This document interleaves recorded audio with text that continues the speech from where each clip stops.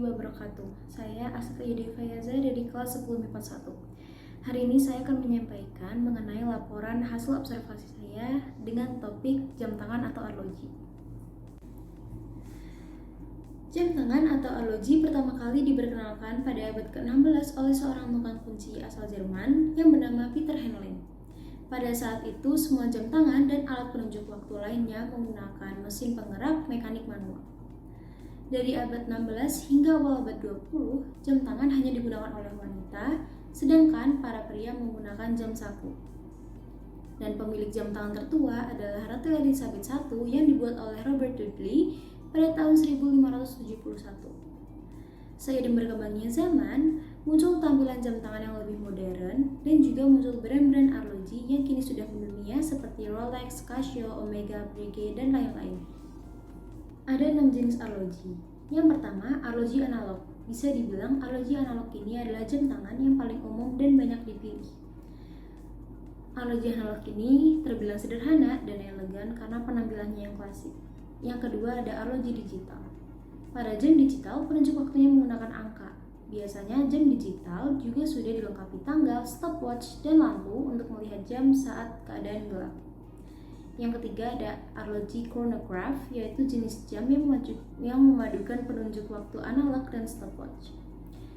Kemudian ada arloji quartz, yaitu jenis yang dipakai untuk menghemat baterai pada jam. Jam quartz dikenal punya tingkat akurasi yang tinggi. Kemudian ada self-winding watch, yaitu jam unik yang tidak menggunakan baterai sebagai tenaganya.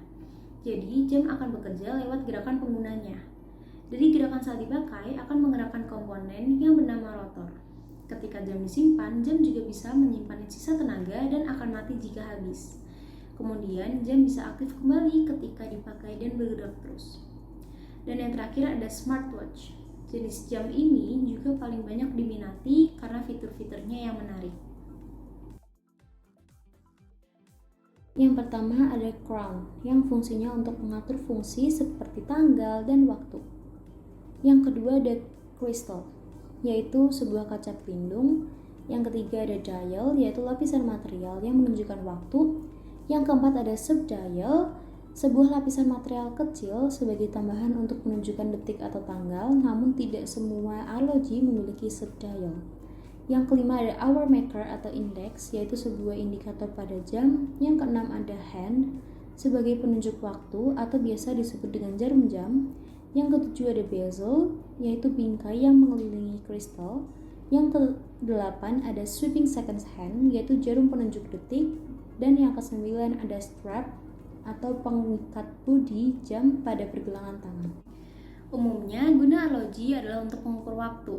Namun banyaknya inovasi yang memunculkan beragam jenis jam tangan, ada beberapa kegunaan arloji lainnya.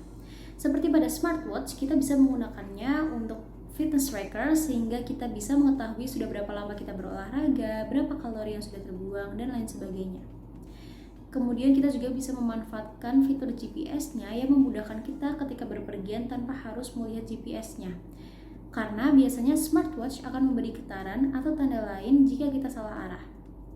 Kemudian kita juga bisa menggunakannya sebagai pengatur jam tidur sehingga kita lebih disiplin dalam waktu tidur. Kemudian kita tidak perlu khawatir jika ingin menggunakannya untuk melakukan aktivitas air karena sudah memiliki fitur waterproof yang bisa tahan hingga kedalaman 50 meter.